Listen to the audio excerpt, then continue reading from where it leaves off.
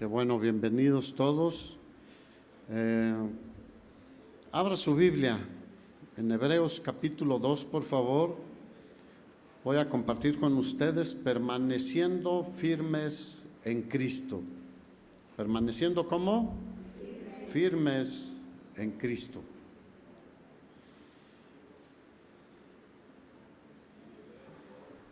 El Nuevo Testamento resalta la necesidad de los creyentes para permanecer en Cristo hasta el fin.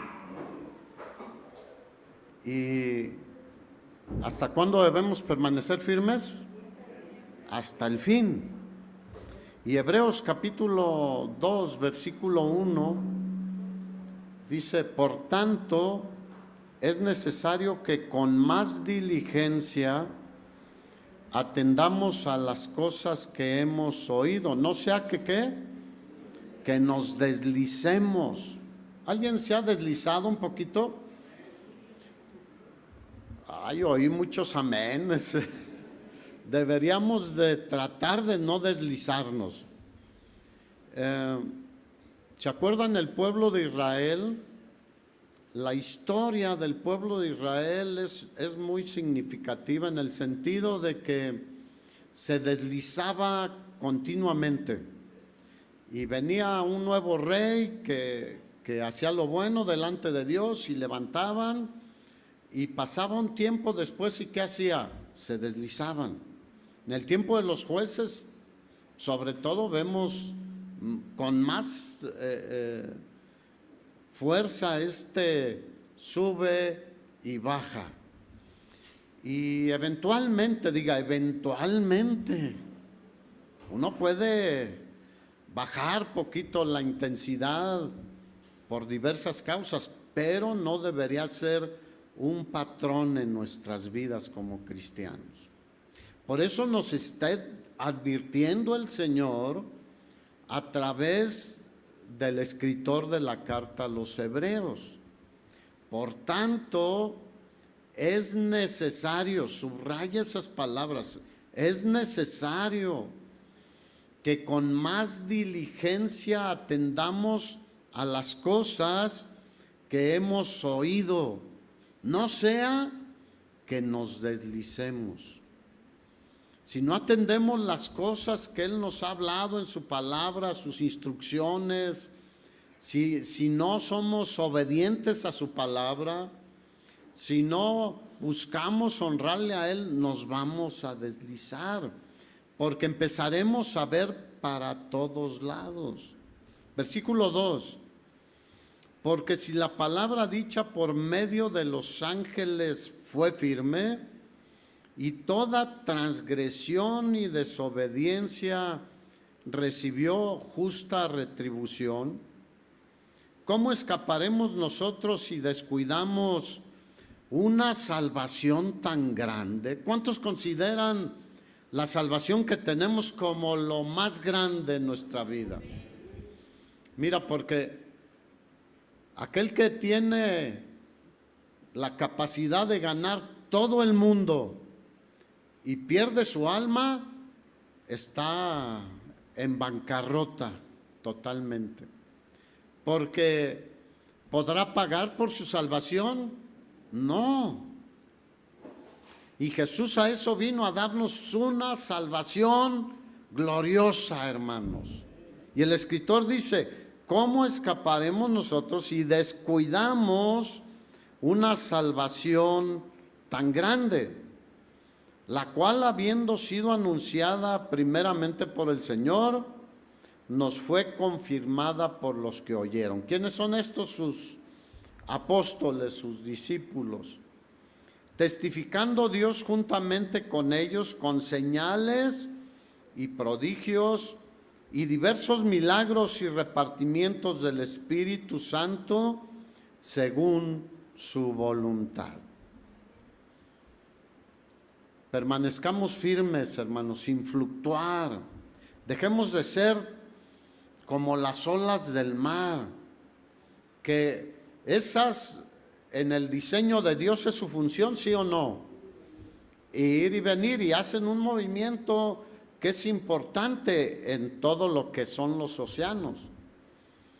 Pero en el cristiano no, nos habla de estar como firmes.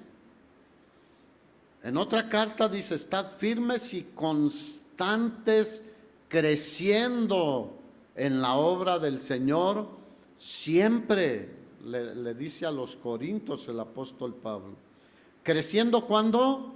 Siempre, no subidas y bajadas, subidas y bajadas. ¿Sabes por qué muchas veces bajamos? Nos vamos olvidando del Señor, desatendemos las cosas que Él nos ha hablado. Dejamos de orar, dejamos de leer la palabra, dejamos de obedecerle, dejamos de congregarnos, también es una razón, como dice la Escritura aquí en Hebreos. Todo eso contribuye a que vayamos de bajada. Y el Señor quiere que vayamos, ¿cómo? Siempre creciendo en la obra del Señor, siempre, sabiendo que vuestro trabajo en el Señor no es en vano. Así que necesitamos mantener esa relación personal cercana con Cristo, hermanos. ¿Y cómo podemos saber que alguien tiene una relación cercana a Cristo? Cuando obedecemos su palabra, hermanos. Y creo que ahí nos cuesta a todos ser obedientes. Porque por naturaleza, ¿qué? Tendemos a ¿qué? A ser desobedientes. Y eso nos lleva a deslizarnos y alejarnos del Señor. Porque el Señor quiere que seamos verdaderos discípulos. ¿Y un discípulo qué hace? Obedece, sigue a su Señor, las instrucciones de su Señor. La Biblia nos habla en muchos lugares de que debemos perseverar ¿hasta cuándo? Hasta el fin. ¿Hasta el fin de qué? ¿Hasta el fin de nuestros días? ¿O hasta el fin cuando el Señor venga por nosotros? Pero debemos perseverar. El problema es de que hoy en día la inconstancia predomina más que la perseverancia. Y volvemos al ejemplo que ya vamos a llegar pronto. Ya estamos por terminar este año, va a iniciar el 25, si Dios nos permite llegar, y después hacemos muchos propósitos de año nuevo. ¿Y qué sucede con muchísimos de esos propósitos? No llegamos ni a medio año, a veces menos, y empiezan a bajar esos propósitos, y al final nos olvidamos, porque somos inconstantes. Santiago dice que el hombre de doble ánimo es que inconstante en todos sus caminos. ¿A cuántos les gusta un hombre o una mujer inconstante? Por ejemplo, ¿cuántos aquí trabajan? Okay. ¿Cuántos tienen trabajadores a su cargo? A ver, los que tienen trabajadores contratados, ¿les gusta que hoy vayan y mañana no, y que vayan una semana y después no? No, ¿verdad? Y los que son empleados, ¿qué pasa si faltas 3 días? Según la Ley Federal del Trabajo, después de 3 faltas injustificadas, cuello, te dejan sin trabajo. La misma ley terrenal habla de esto. Entonces, no podemos ser cristianos de doble ánimo. Cuando hay algo que me emociona, ahí estoy encendido. Cuando hay algo que, pues eso no me gusta tanto, empiezas a deslizarte. Así que no seamos inconstantes, dile al de al lado, no seas inconstante. Seamos perseverantes, resistamos cualquier situación. las pruebas, las de nuestra fe o los acontecimientos en nuestra vida no deben separarnos ni alejarnos del Señor. Al contrario, es cuando más debemos acercarnos al Señor. Juan capítulo 15, el Señor directamente a sus discípulos les habla de permanecer en Él. Dice Juan 15, yo soy la vid verdadera, está hablando Jesús nuestro Señor, y mi Padre es el labrador. Todo pámpano, toda rama que en mí no lleva fruto, lo quitará, y todo aquel que lleva fruto lo limpiará para que lleve más fruto. Ya ustedes están limpios por la palabra que les he hablado. Versículo 4, permanezcan en mí y yo en vosotros. Como la rama no puede llevar fruto por sí misma si no permanece en la vid, así tampoco ustedes si no permanecen en mí. ¿Cuántos quieren llevar fruto? Aquí el Señor está hablando de nuestra dependencia total de Él. Porque la rama por sí sola puede dar fruto. No puede. Si no está pegada a la vid o a cualquier otro tipo de árbol, pero aquí el Señor usa la vid y dice, yo soy la vid, yo soy el que les doy todo para que den fruto. Si no, no van a llevar fruto. Yo soy la vid, versículo 5, ustedes son los pámpanos o las ramas. El que permanece en mí y yo en él, este lleva mucho fruto. Diga, mucho fruto. ¿Cuántos quieren llevar mucho fruto? Para la gloria de Dios y para bendecir a los que están a nuestro alrededor. Porque cuando tú vas a una vid, allá hablando aquí en lo terrenal, y encuentras un racimo de uvas impresionante, ¿Quién disfruta de las uvas? ¿La rama o los que llegan ahí?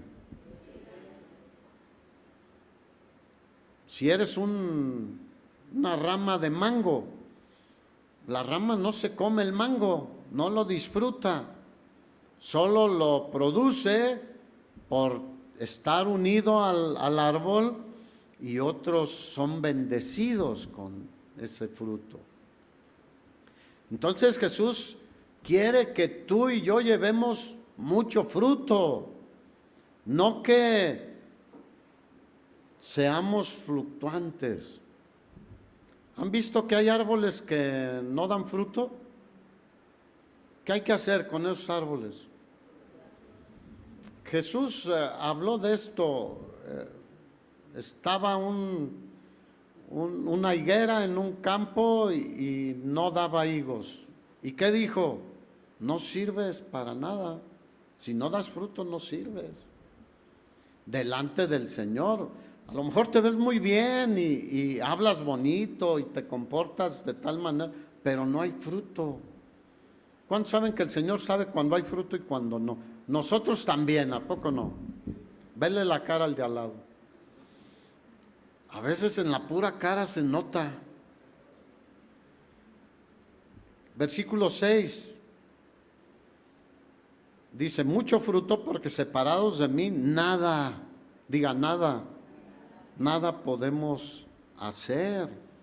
Nada bueno, obviamente, porque malo, brota para hacer lo malo muy fácilmente. El que en mí no permanece, será echado fuera como una rama, se secará y lo recogen, los echan en el fuego y arden. ¿Cuántos quieren arder? Así que si no hay fruto, un día va a llegar el labrador. ¿Quién es el labrador? El Padre. ¿Han visto los viñadores ustedes? Traen unas tijeras. ¿Qué hacen? Cortan los racimos, pero también cortan las ramas que están sin fruto, secas, estorbando. ¿Cuántos saben que una rama que no da fruto solo estorba? Qué tremendo eso, ¿no? Que podemos estar en la iglesia, podemos estar en el cuerpo de Cristo y en lugar de dar fruto, de servir, de bendecir, estorbamos. Bueno, el Señor puede llegar en cualquier momento y meter la tijera y cortar.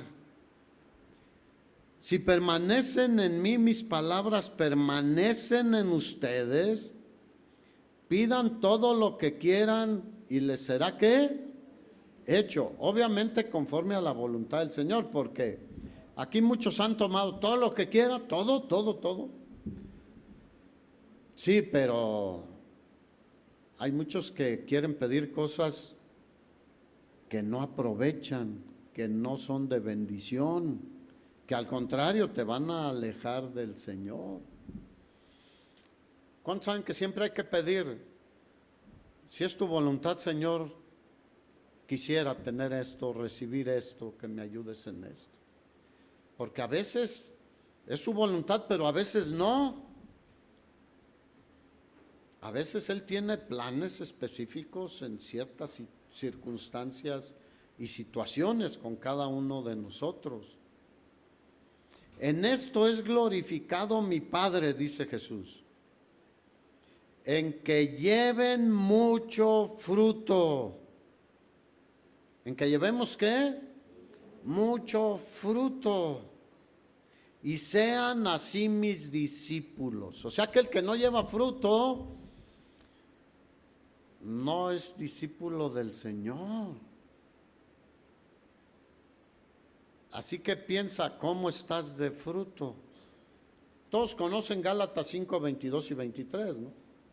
Mas el fruto del Espíritu es amor, gozo, paz, paciencia, benignidad, bondad, fidelidad, mansedumbre y dominio propio.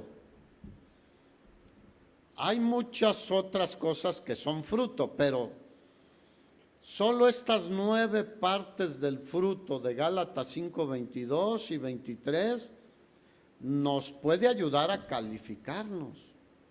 ¿Qué tal estoy en el amor a Dios y el amor al prójimo? ¿Qué tanto gozo hay en mi vida? ¿Qué tanta paz hay en mi vida? Pero hermano, ¿qué no ves cómo está el mundo? ¿No ves lo que pasó en Sinapecuaro y en Queréndaro y en Tierra Caliente? Sí veo. Pero Jesús dijo, en el mundo tendrán aflicciones, pero confíen, tengan paz. Yo he vencido al mundo, pero además sus vidas están en mis manos. ¿Eso no te da paz? ¿Cuántos han tenido bebés aquí?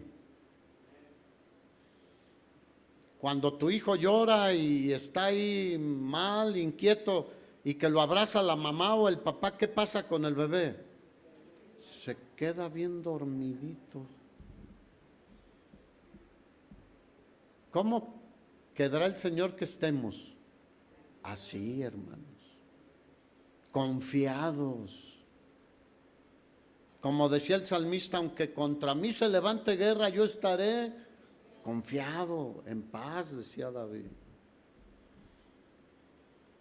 Así que en esto es glorificado nuestro Dios, hermanos, en que llevemos fruto. Versículo 9, como el Padre me ha amado, así también yo los he amado. Permanezcan en mi amor. Si obedecen mis mandamientos, quiere decir que permanecen en mi amor. Eso dice aquí el versículo 10. Así como yo he guardado los mandamientos de mi Padre. O sea, ¿quién nos puso ejemplo? Jesús. Dice que estando en la condición de hombre, Se hizo obediente ¿hasta qué? Hasta la muerte, y muerte de cruz, hermanos. ¿Nos puso ejemplo, sí o no? Así que dice, ustedes sean obedientes, así como yo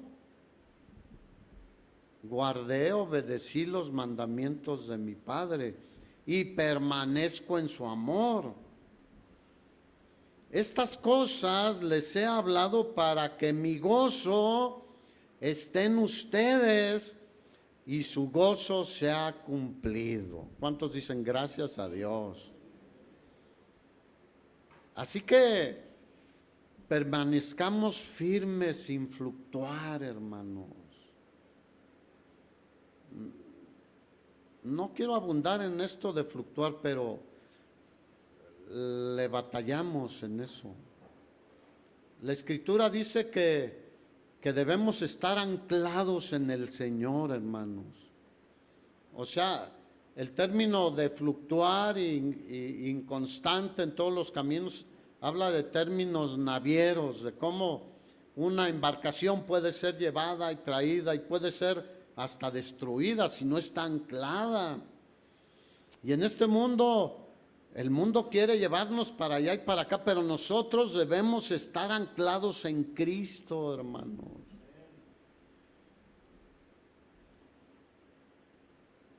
Permanecer significa quedarse donde fuimos plantados, quedarse en Cristo, constantemente, permanentemente.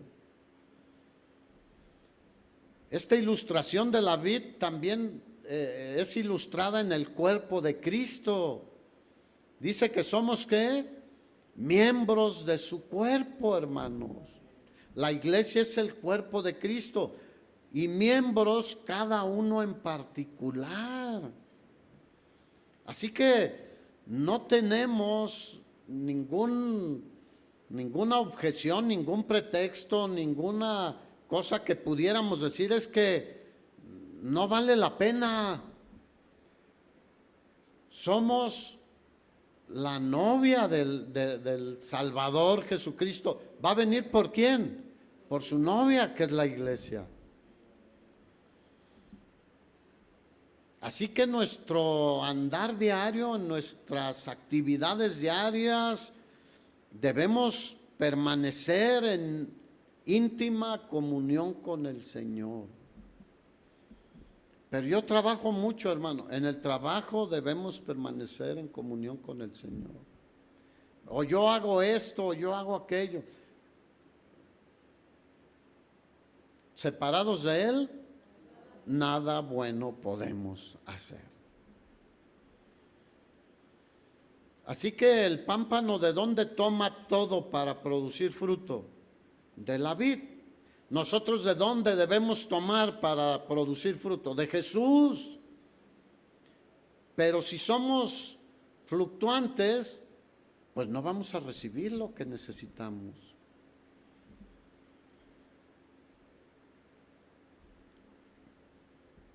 El asunto es de que debemos vivir nuestra vida para la gloria de Dios, hermanos.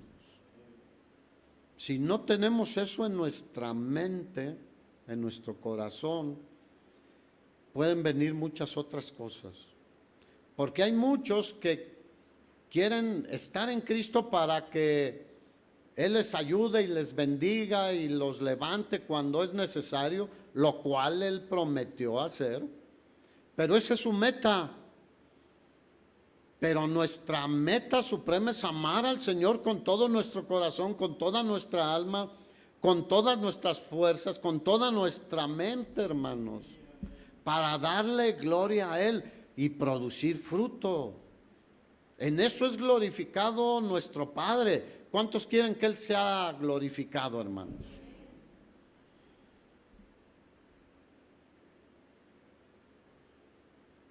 Así que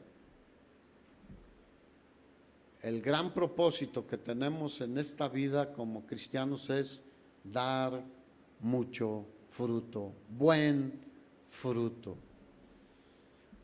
Porque en Isaías el Señor en los primeros capítulos dice, tenía yo una viña la planté con vides buenas. O sea, ustedes saben que hay diferentes calidades. Y puedes tú decir, bueno, yo solo puedo plantar este tipo de planta, porque cuestan. Y van a ser uvas pues regulares. Pero el Señor dice, las mejores vides. ¿Cuántos saben que todo lo bueno y lo mejor viene de Él? Y Él no hace nada allá medias o medio bueno. Dice, no, la planté con vides de la más alta calidad. Y cuando vine a buscar fruto, pues sí encontró. Y cortó y la probó. ¿Y qué dice? ¿Alguien se acuerda? Era como si las uvas silvestres son muy amargas, no sé si las has probado. Son chiquitas y amargas. Dice, ¿cómo? Pues porque no permanecieron en él. ¿Encontró cuántas vides amargas en la historia del pueblo de Israel? ¿Las sigue encontrando, sí o no? Y dice, pero yo hice todo. Planté lo mejor, labré la tierra, les di la lluvia a su tiempo, le puse su cerca de protección, etcétera, pero dieron uvas amargas. ¿Qué uvas estaremos dando nosotros, hermanos? A lo mejor tú dices, yo soy uva globo, de esas grandotas y dulces. Pues yo espero que sí, y que son unos racimos impresionantes. A mi papá le encantaba esta imagen de los viñedos. Y decía, ¿cómo se me antoja ir y ver los racimos de uva? Y quisiera ponerme allá abajo y ahí comer uvas. ¿Se acuerdan cuando entraron los espías a la tierra prometida? ¿Qué encontraron? Uvas. Dice que eran unos racimos impresionantes. La tierra que fluye leche y miel. ¿Les dio lo mejor el Señor, sí o no? ¿Y ellos qué dieron? Uvas amargas. Uvas amargas. El Señor dio a su Hijo Jesucristo por ti, por mí. ¿Y qué uvas estamos dando nosotros, hermanos? Ahí te lo dejo. Es algo muy personal. Cada uno tenemos que reflexionar. Mateo 24, versículo 10.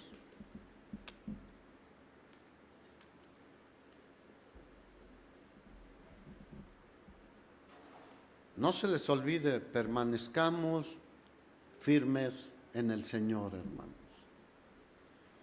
Mateo 24, 10.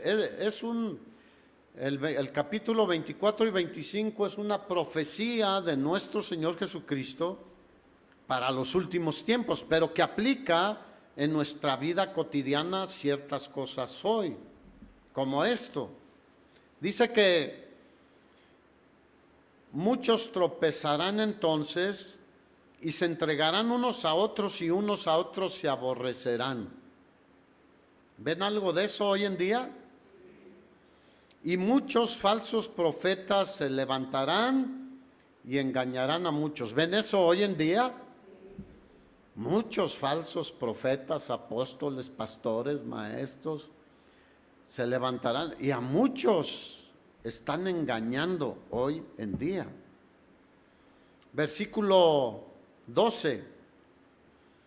Y por haberse multiplicado la maldad, el amor de muchos, ¿qué va a pasar? Se enfriará. Hoy en día muchos se han enfriado por la maldad que nos rodea. Y muchos hasta se preguntan, ¿de veras Dios es bueno? ¿Cuántos creen que Dios es bueno? Es glorioso nuestro Dios. Mira, aquí estamos. ¿Y se ha multiplicado la maldad, sí o no? Digo, los que somos del siglo pasado y de casi mediados del siglo pasado. No, vemos que esto es otro mundo, hermanos. Es más, no vayamos tan lejos. Principios de este siglo XXI, ahorita en 24 años, ¿cómo han cambiado las cosas? Se ha multiplicado la maldad terriblemente, hermanos. Y el amor de muchos se enfriará. Pero fíjate lo que dice el versículo 13. Mas el que persevere hasta el fin, este será salvo. Esa palabra permanencia la encontramos en muchos lugares, hermanos. Tú recuerdas seguramente a Daniel y sus 3 amigos que fueron llevados cautivos de Jerusalén a Babilonia. Nabucodonosor vino con su ejército, con toda su furia, y destruyó literalmente Jerusalén. Le prendió fuego al templo, el lugar sagrado, el lugar santo donde se ofrecían los sacrificios al Señor. ¿Por qué sucedió todo esto? Porque el pueblo de Israel era fluctuante, no permanecía firme en la palabra del Señor ni en las promesas del Señor. Es más, el Señor les dio una salida al final, antes de que los destruyera Nabucodonosor, y dijo: mejor ríndanse. Porque otras veces el Señor les había dicho, aunque estaban en desventaja: confíen, yo les voy a dar la victoria, cuando el pueblo estaba clamando a Él. Pero en esta ocasión les digo: mejor ríndanse y no habrá tanta destrucción. Pero ellos dijeron: no, nosotros podemos. ¿Y qué sucedió? Fueron muertos, destruidos. Los papás probablemente de Daniel y sus amigos murieron. Y ellos fueron llevados cautivos a Babilonia, a un lugar de gran maldad, de donde había de todo lo malo que ofrece el mundo. Para muchos es lo bueno todo lo que ofrece el mundo. Y Daniel y sus amigos dice que propusieron que en su corazón no contaminarse. Piensa en la imagen, jovencitos, vieron la destrucción de su nación del sur de todo Israel. Vieron la destrucción de la ciudad, el templo deshaciéndose por el fuego.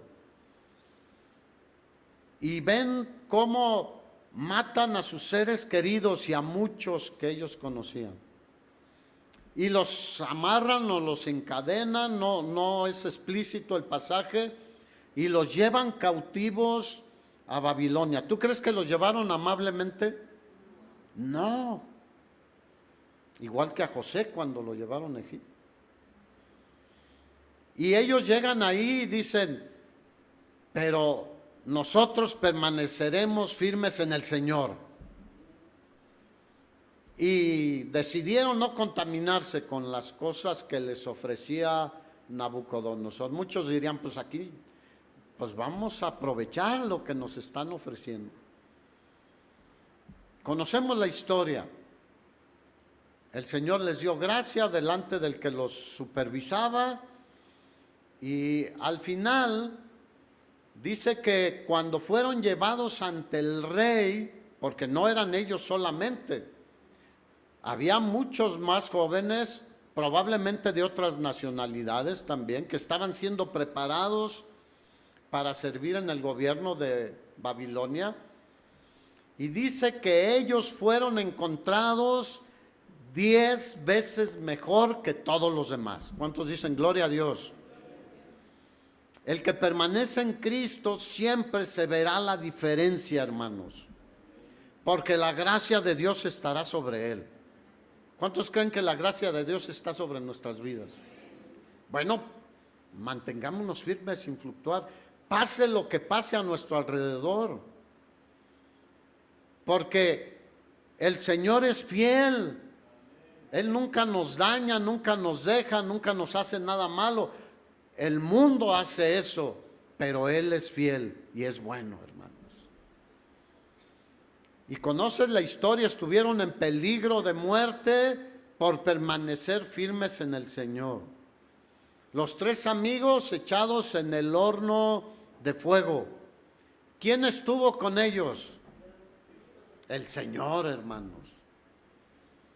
Y Él los libró del fuego que consumió incluso a los que los aventaron ahí en el horno. Cayeron muertos, fulminados. Y ellos se paseaban adentro. Hermano, alégrate. El que permanece firme en el Señor estará con nosotros en el horno de fuego. En los tiempos más difíciles de nuestra vida, pero en los tiempos de gozo también estará con nosotros.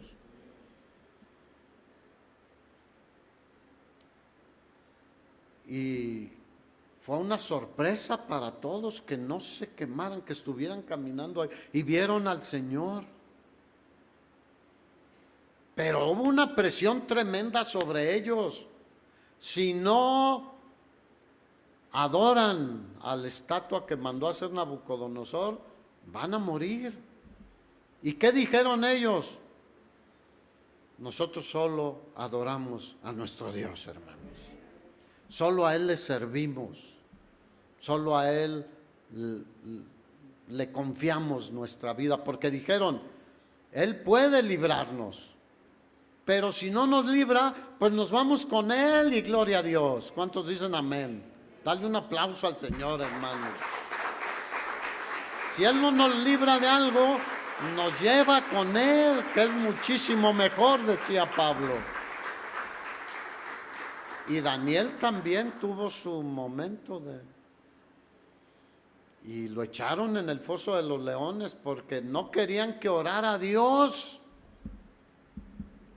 Y a veces tu trabajo, tus amigos, tu tiempo de esto, tiempo de aquello, no nos deja orar a Dios, hermanos. Ya no está Nabucodonosor, pero hay muchos Nabucodonosores a nuestro alrededor. Y él, ¿qué hizo? Fue y abrió las ventanas de su apartamento o casa y hacía lo que siempre hacía, permanecer en el Señor. Y oraba al Señor, ¿cuántas veces al día? Cuando menos, ahí dice 3, pero el apóstol Pablo en la carta a los tesalonicenses dice, orad sin qué. Yo creo que Daniel, por donde vivía y cómo vivía, oraba sin cesar. Pero tenía tiempos especiales, como enseñó Jesús en Mateo 6, entra en un lugar secreto y el Señor te ve en secreto y te recompensará en público. Y fue echado al foso de los leones. El mismo rey Darío quiso librarlo porque sabía que era una trampa lo que le habían puesto. Pero fíjate, le buscaron y no le encontraron de qué acusarlo. Ni de corrupción, ni de inmoralidad, de nada. Dijeron, el único punto donde podemos hacerlo caer es en la cuestión de su fidelidad a su Dios. Qué bueno que eso dijeran de nosotros, ¿no? La única cosa que le critico y que le señalo es que es fiel, súper fiel a Dios. ¿Cuántos dicen gloria a Dios? ¿Y qué hizo el Señor con los leones? Cerró la boca de los leones. Y han contado muchas historias que no tenían hambre y que no tenían dientes. Pero la Escritura nos aclara todo. Dice que después de que Él salió sin un solo rasguño, sin haberse desvelado, seguro oró al Señor y durmió, descansó. Sale y el rey manda por los que lo habían acusado, le habían puesto la trampa, con sus familias. Los echan en el foso de los leones La Biblia es muy clara, dice que antes de que cayeran al piso, los estaban destrozando los leones. Si nosotros somos fieles, Él es más fiel que nosotros, hermanos. Permanezcamos en su amor, permanezcamos en el Señor. Seamos fieles a Él.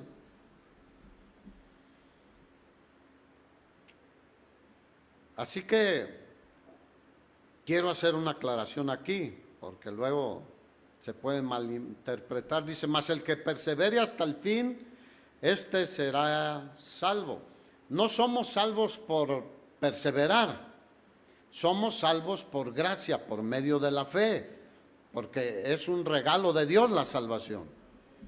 No es por obras,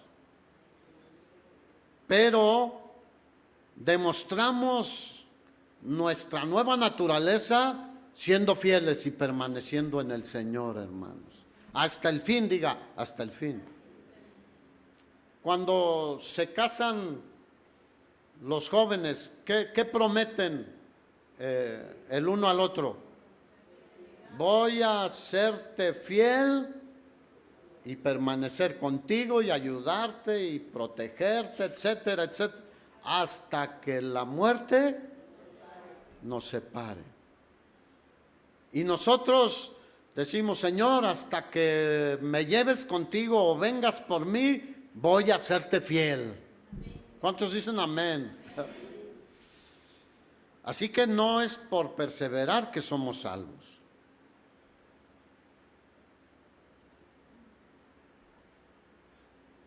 La perseverancia es una señal de un verdadero creyente fiel al Señor. Así que soporta las aflicciones, como le decía Pablo a Timoteo. Y era un siervo del Señor. ¿Tendría aflicciones, Timoteo? Sí. Por eso Pablo le soporta las aflicciones. Sé fiel al Señor a su obra de evangelista. Persevera. Porque muchos creyentes han sido martirizados, ¿sí o no? Si tú estudias un poquito la historia de la iglesia cristiana, muchos murieron martirizados.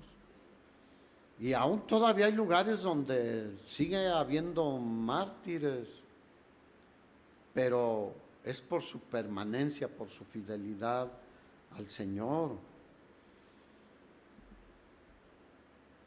Así que el que persevera hasta el fin y hace una decisión firme y personal, no va a apostatar de la fe. Porque hay algunos que están apostatando de la fe. Pablo lo dijo, Jesús también lo dijo. El amor de muchos se enfriará, quiere decir que se están yendo para otro lado.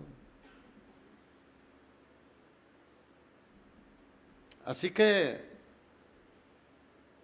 los escritores del Nuevo Testamento nos animan a permanecer en Cristo. Hebreos 12, hermanos.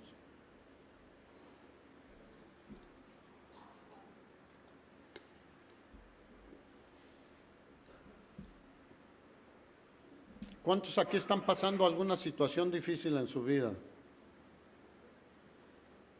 Imagínate si no tuviéramos a Cristo. Pasarla solos en tus fuerzas sería terrible, ¿no crees? ¿Sabes por qué estamos de pie? Porque Él está con nosotros, en medio de la situación que estemos viviendo. Hebreos 12. Por tanto, nosotros también, digan, nosotros también. El contexto es Hebreos 11, de los hombres y mujeres de fe, que por fe lograron muchas cosas y alcanzaron las promesas de Dios.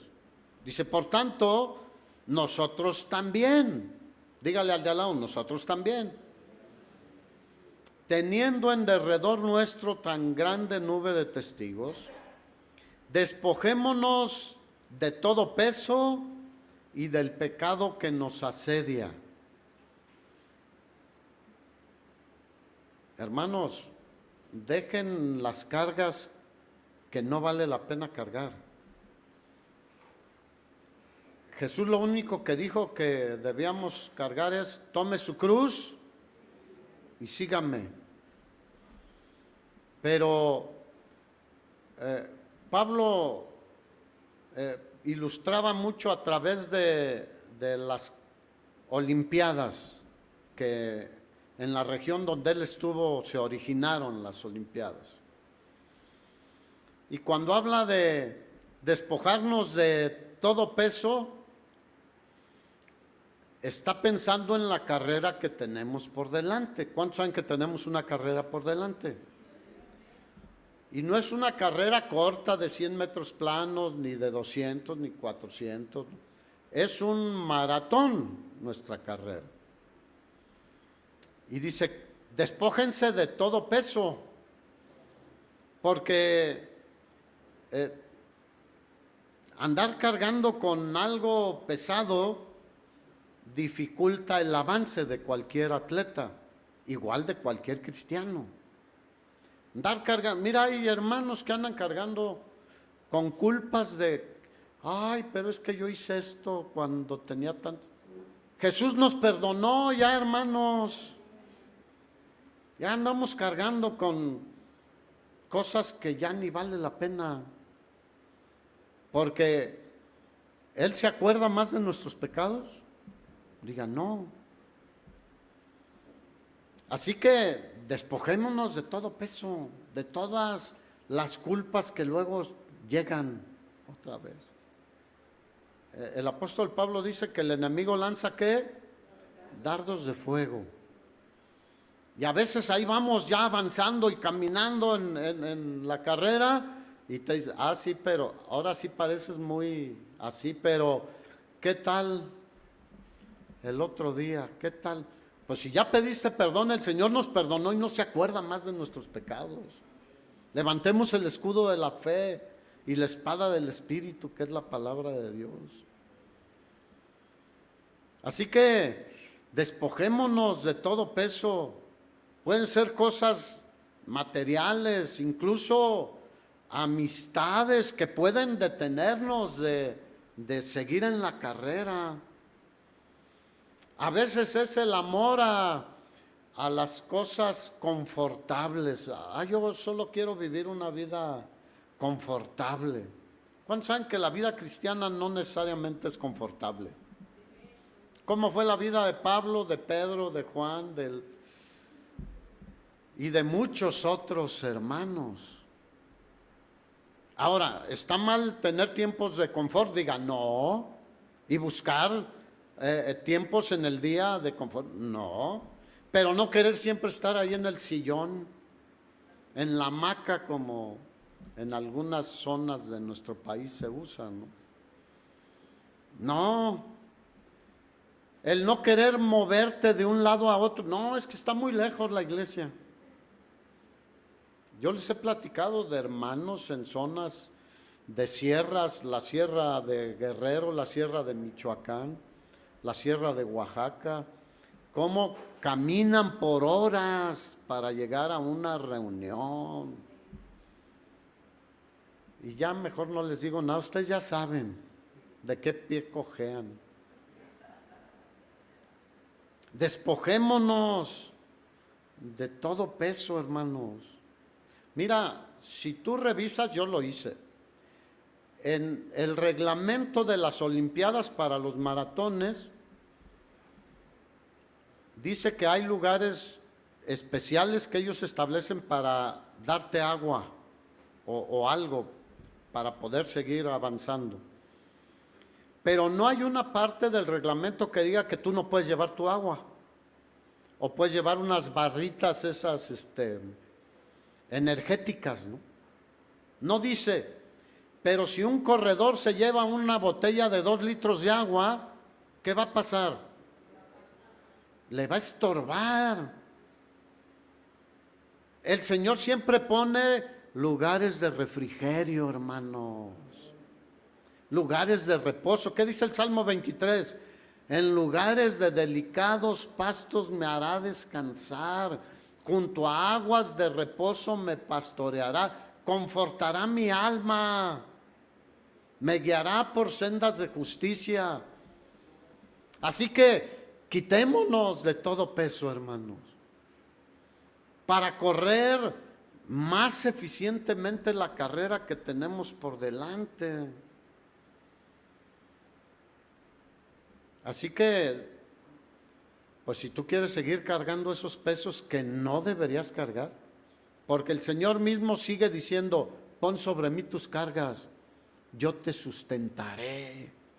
Vengan a mí todos los que están trabajados y cargados, yo los haré descansar, porque Él quiere que sigamos la carrera con paso firme, constante, permaneciendo en la ruta correcta, porque muchos son sacados de la ruta. ¿Cuántos cargan por ahí o cargamos con algún pesillo que deberíamos de soltar? Yo creo que muchos, ¿eh? Deja eso ya, hermano. Ya, el Señor ya nos perdonó, déjaselo en sus manos. O tienes una preocupación, ¿qué dijo? Por nada estén afanados. Sean conocidas sus peticiones delante de Dios con toda oración, ruego, súplica en el Espíritu. Y la paz de Dios, que sobrepasa todo entendimiento, guardará vuestros corazones y vuestros pensamientos en Cristo Jesús. Así que nuestra carrera es una carrera que nos demanda disciplina y paciencia y constancia, hermanos. ¿Cómo somos? ¿Qué tan disciplinados somos? ¿Qué tan pacientes somos? ¿Qué tan constantes somos? Y del pecado que nos asedia. ¿Cómo es el pecado? Nos anda queriendo atrapar.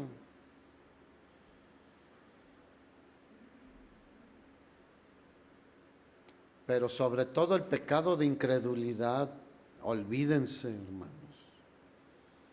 Nadie piense, Dios ya no puede ayudarme. Como que Dios ya no me escucha. ¿No he escuchado esa? Nosotros nos escuchamos a veces. Como que ya no me quiere usar, como que ya me desechó. Hermanos, la incredulidad es lo peor que puede venir a nuestras vidas. Así que despojémonos y corramos con paciencia la carrera que tenemos por delante. ¿Qué le dijo el Señor al profeta Elías cuando ya se quería morir? Que ya llévame, Señor. ¿Qué le dijo? No. Coma y beba, que largo camino te queda. ¿Cuántos creen que todavía nos queda algo por caminar? Luego el versículo 2 dice, puestos los ojos ¿en quién? En Jesús, el autor y consumador de la fe, el cual por el gozo puesto delante de él sufrió la cruz, menospreciando el oprobio, y se sentó a la diestra del trono de Dios. Gloria a Dios, hermanos. A lo largo de la carrera deberíamos apartar la mirada de cualquier otra cosa, de cualquier persona, de cualquier objeto, de cualquier cosa que nos puede distraer y mantener nuestra vista fija en Jesús, el más perfecto corredor, hermanos. Porque Él corrió su carrera aquí en la tierra, ¿sí o no?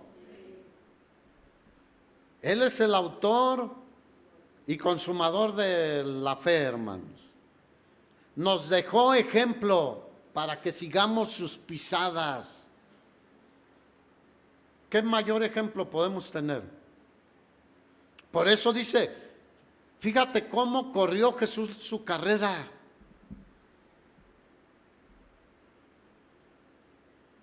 Él comenzó la carrera y la terminó. ¿Cuántos aquí dicen, yo la voy a terminar también? Hasta el último día. Mira, para nuestro Señor Jesús su carrera empezó del cielo a Belén. luego a Getsemaní, después al Calvario, al sepulcro y de vuelta al cielo. Gloria a Dios, hermanos. Él está sentado a la diestra de nuestro Dios Todopoderoso. Nunca vaciló, ni miró atrás. Mantuvo su mirada fija en la gloria venidera y en todo lo que produciría su gran victoria en la cruz del Calvario y su resurrección. Miles y miles y miles y millones de almas rescatadas, hermanos. Por el gozo puesto delante de él, sufrió la cruz, hermanos. Consideremos aquel que sufrió tal contradicción de pecadores para que nuestro ánimo no se desvanezca hasta desmayar, hermanos. Ay, no, es que yo sufro mucho, pobrecito de mí, pobrecita de mí. Pues sí, en el mundo tendremos aflicciones. Pero ¿alguien tuvo más aflicciones que el Señor Jesús? Nadie. Ni Pablo, que es del que encontramos aquí una gran cantidad de sufrimientos y aflicciones. Pero nadie sufrió tal contradicción de pecadores como él. Y nunca se detuvo, nunca miró atrás. Jesús dijo que ninguno que ponga la mano en el arado y vea hacia atrás es apto para el reino de Dios. ¿Aquí cuántos han puesto la mano en el arado?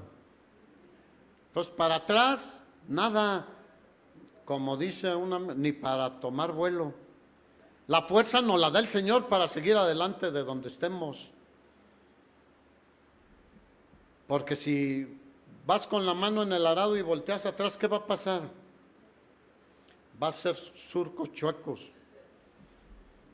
Yo, después que sembrábamos, usábamos, pues en aquel tiempo no había tanta maquinaria como ahora, unas que se llamaban cultivadoras, que ya tenías la cebolla o el maíz o lo que fuera, el jitomate sembrado en surcos, y este era un tipo arado pero diferente porque llevaba al centro el mismo mecanismo para abrir la tierra, pero a los lados llevaba como otros 3 o 4 piquitos dependiendo de los surcos que tenías, y iba, por eso se llama cultivadora, moviendo la tierra y arrancando las hierbas que no son buenas junto a las plantas de lo que sembraste. Y imagínate si ponías la mano en la cultivadora y volteabas atrás, te llevabas las plantas de jitomate, las cebollas, el maíz, no ibas a cosechar nada. No, nosotros debemos mantener nuestra mirada hacia el frente viendo el ejemplo de Jesús, hermanos, porque físicamente lo podemos ver. De eso no está hablando el escritor de Hebreos. Está hablando de que lo conozcamos en las Escrituras y así como Él era, así tratemos de ser nosotros, hermanos. Así que Él, viendo lo que iba a venir después de su sacrificio y de su vida en este mundo, menospreció el oprobio. Aunque te digan lo que te digan, que eres esto, que eres aquello, que eres un protestante o que eres lo que sea, no te ancles. Soporta el padecimiento, soporta las aflicciones hasta la muerte, hermanos.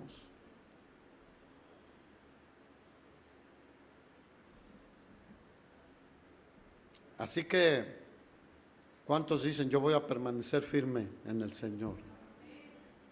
No te muevas, no te muevas ni un poquito. Hoy en día hay muchos que se dicen hermanos que son como en la parábola del sembrador de Mateo 13. Predicas la palabra y cae junto al camino, corazones duros. Eso es exageración, etcétera, etcétera. Habla en principio del Evangelio, pero también habla de toda la demás Escritura.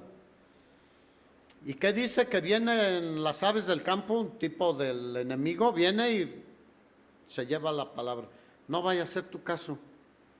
Que hoy escuches de permanecer en el Señor, de seguir el ejemplo del Señor, de despojarte de todo peso y del pecado, y que vale la pena seguir en la carrera y ver al Señor y seguir al Señor, seguir su ejemplo, y saliendo de aquí venga el enemigo, porque tu corazón está endurecido. O vayas a ser de los que cayó entre pedregales la palabra, porque la semilla es la palabra, Jesús lo dijo. Y dice que echó raíz y dijo, sí, voy a permanecer en el Señor, le voy a echar ganas y voy a ser un mejor cristiano, una mejor cristiana, etcétera, etcétera, etcétera. Pero no echa mucha raíz, no deja que la palabra penetre a lo más profundo de su corazón. Y sale el sol y ¿qué pasa? Se marchita, se seca y ya no se acuerda. ¿De qué predicamos hace 8 días? ¿Alguien? La vida del creyente en el siglo XXI, ¿cómo debe ser? Y esta es continuación, es la segunda parte. Debe ser una vida de fe y que despertemos, que ya no estemos durmiéndonos ahí como cristianos. Pero el enemigo puede venir y te va a arrancar. O no dejas que penetre la palabra y salen los problemas, las carreras y todo y se seca. O como el que cayó la palabra entre espinos. ¿Qué pasó? Dice que vienen las aflicciones y las presiones y viene todos los afanes y todas las cosas que en este mundo nos afanan y se hace infructuoso, no da fruto, ahogan la palabra. Hermanos, tenemos que ponernos muy listos y dejar que la palabra penetre hasta lo más profundo de nuestro corazón y que brote y que dé fruto a 30, 60 y al 100 por uno. Mira, escuchamos fácil esto de 30, 60 y 100 por uno. ¿Sabes qué porcentaje es de producción? El 30 por uno es un 3000%. Porque muchos pensamos es un 30%, no. El 100% de uno, ¿cuánto es? Otro, o sea, uno. 30 por uno, ¿cuánto es? El 3000 por uno. El 60 es el 6000 por uno. Y el 100% es 10,000 por uno, hermanos. O sea, Dios quiere que demos un fruto abundante, hermanos. No los veo convencidos. Así que no te dejes ahogar por las aflicciones, la persecución por causa de la palabra, porque vas a tropezar y no vas a seguir adelante en la carrera. Pon los ojos ¿en quién? En Jesús. Y acuérdate de Jesús y acuérdate de Pablo, de Pedro, de Moisés, de Daniel, de José. ¿En quién tenía puestos los ojos José cuando estuvo en Egipto? En el Todopoderoso, hermanos. Y fíjate lo que dice Pablo en 2 de Timoteo capítulo 4 versículo 6. Le está hablando a Timoteo y le pide que venga pronto a verlo, porque varios de los que habían andado con él lo habían abandonado. Dice, porque yo ya estoy para ser sacrificado. O sea, él ya sabía, probablemente ya tenía fecha de ejecución. Dice, yo ya estoy para ser sacrificado y el tiempo de mi partida está cercano. Versículo 7, ¿qué dice? he peleado la buena batalla, he acabado la carrera, he guardado la fe.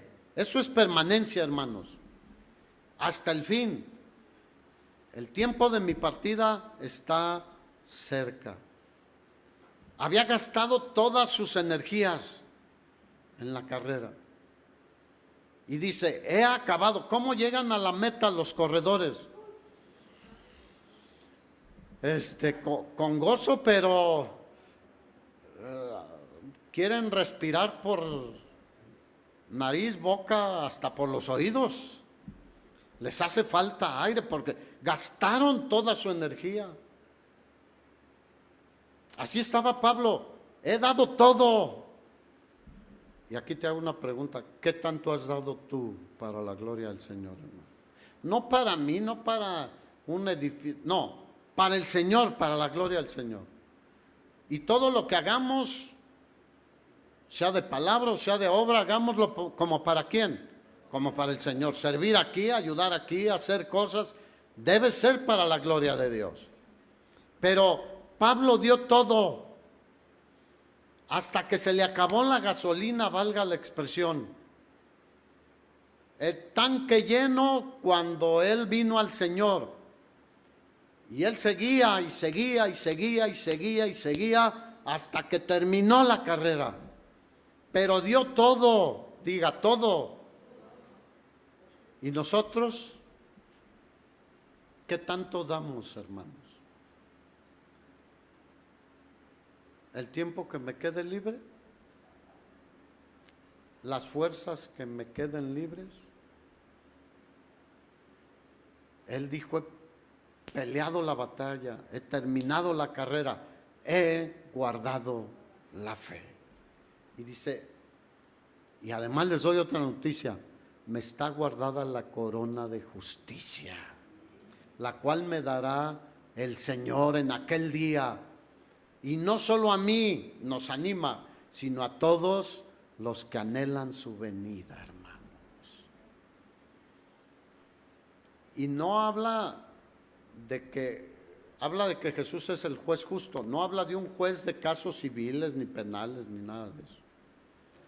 Habla de un juez de las competiciones olímpicas, que va a dar coronas, que va a dar recompensas, que va a premiar. Porque nosotros ya hemos sido justificados, hermanos, en Cristo Jesús. Así que, ¿cuántos quieren pararse delante de Él y decir, Señor, aquí estoy? Porque Él sabe tu vida y sabe mi vida. Sabe si hemos dado todo, o la mitad, o un cuarto, o poquito. Los que no saben hablar en español dicen poquito. Y pareciera que los cristianos no sabemos hablar español, decimos poquito. El Señor merece todo de nosotros, hermanos, porque Él dio todo. Permanezcamos en Él. Dejemos que Él nos llene de su vida. No se trata de vivir mi vida, yo quiero vivir mi vida. No, yo quiero que Cristo viva su vida a través de mí. Pero es tu decisión, hermano. A muchos les dicen, tú pídele y Él te va a dar y te va a hacer feliz y te va. Sí, Él es bueno. Pero tú, ¿qué estás dando al Señor? Si siendo malos, a veces ahí andamos haciendo cosas buenas. Él no es malo, Él es bueno, hermanos. Merece lo mejor de nosotros. ¿Cuántos dicen, yo voy a cambiar? Hermanos, de veras, este mundo se va rápido, esta vida se va rápido. Es como la flor del campo, que hoy es, mañana no es. Así que hagamos todo para la gloria de Dios, permanezcamos en el Señor. Amén. ¿Cuántos están sufriendo, me dijeron? Levante bien su mano. Bueno, termino diciéndoles algunas cosas de otro hombre que es ejemplo. Segunda de Corintios 11, versículo 23. En trabajos más abundantes, dice Pablo, en azotes sin número, en cárceles más, en peligros de muerte muchas veces. De los judíos 5 veces he recibido 40 azotes menos uno. 3 veces he sido azotado con varas, 1 vez apedreado. 3 veces he padecido naufragio, 1 noche y 1 día he estado como náufrago en alta mar. En caminos muchas veces, en peligros de ríos, de ladrones, de mi nación, de los gentiles, peligros en la ciudad, en el desierto, en el mar, entre falsos hermanos, en trabajo y en fatiga, en muchos desvelos, en hambre y sed, en muchos ayunos, en frío y desnudez. Y además de otras cosas, lo que sobre mí se agolpa cada día, la preocupación por todas las iglesias. ¿Quién se enferma y yo no enfermo? ¿A quién se le hace tropezar y yo no me indigno? Si es necesario gloriarse, me gloriaré en lo que es de mi debilidad. Así que, si dices, bueno, es que Jesús era Dios, pero también era hombre. Pero aquí hay un hombre que dice, imítenme a mí porque yo imito al Señor. Él tenía puestos los ojos en Jesús. ¿Cuántos han sufrido más de esto? ¿Cuántos han sido azotados? ¿Cuántos han estado en tantos peligros y en tantos? Así que, ¿qué esperamos, hermanos? Ponte de pie, por favor.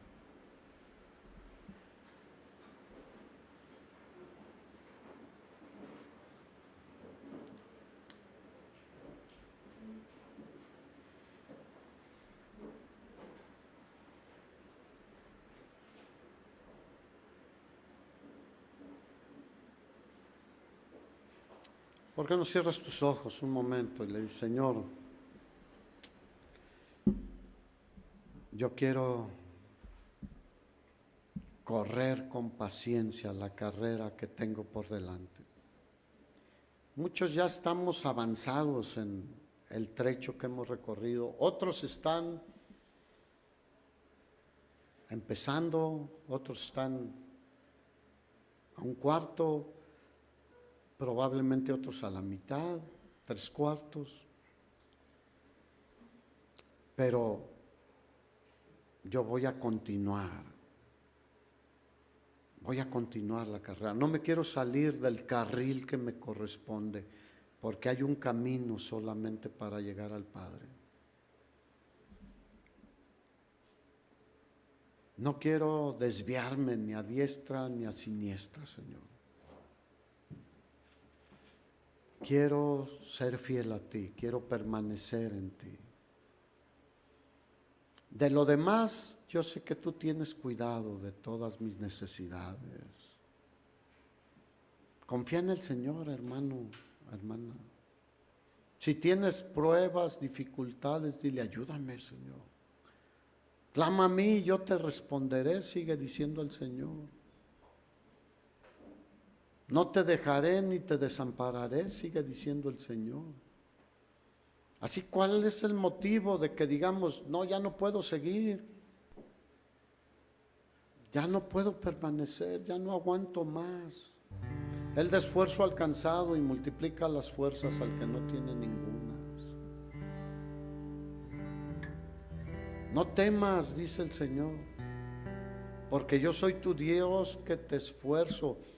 Siempre te ayudaré, siempre te ayudaré. Siempre te sustentaré con la diestra de mi justicia. He aquí los que se apartan de mí perecerán, dice el Señor.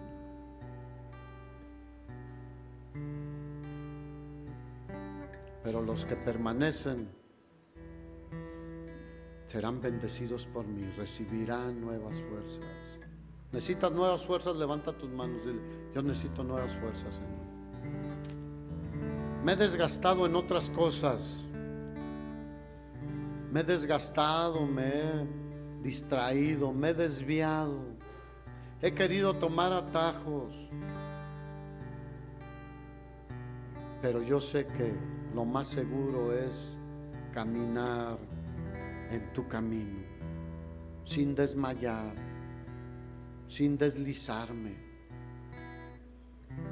Y hoy queremos atender a tu palabra, a tu llamado, de ser fieles, de ser constantes, creciendo siempre como siervos tuyos, Señor.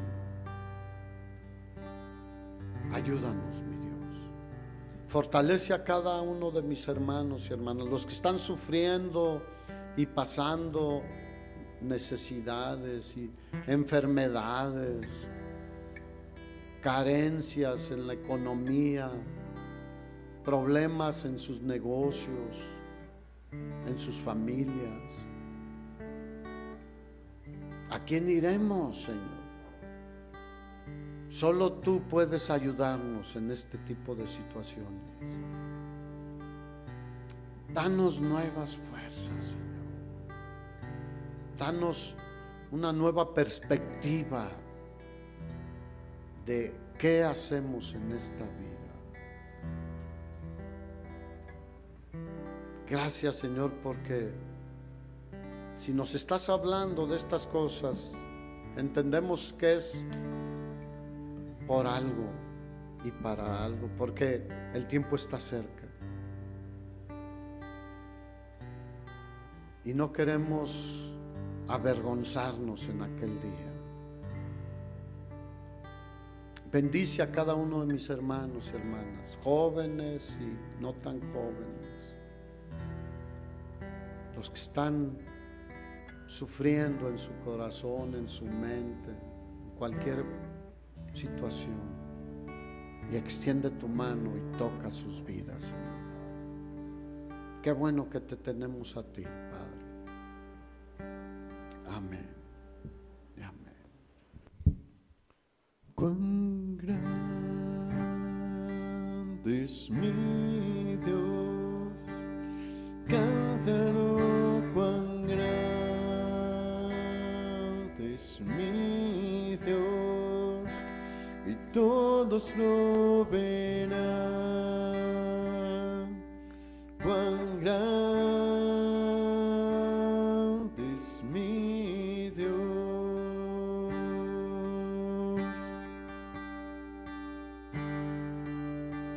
Cuán grande es mi Dios, cántalo, cuán grande es mi Dios, y todos lo verán. Cuán grande es mi Dios, y su nombre. Y su nombre sobre todo, eres digno de alabar. Mi corazón canta, cuán grande es mi Dios.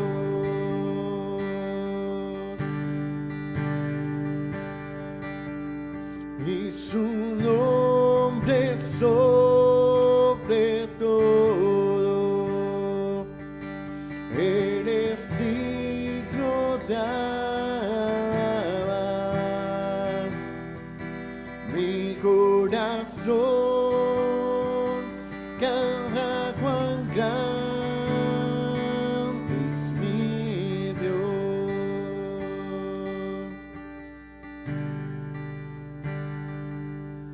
Cuán grande es mi Dios, cántalo, cuán grande es mi Dios, y todos lo verán.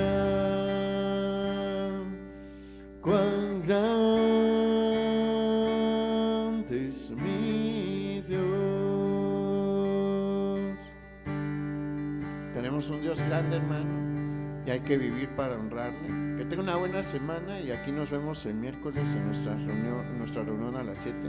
El Señor le bendiga.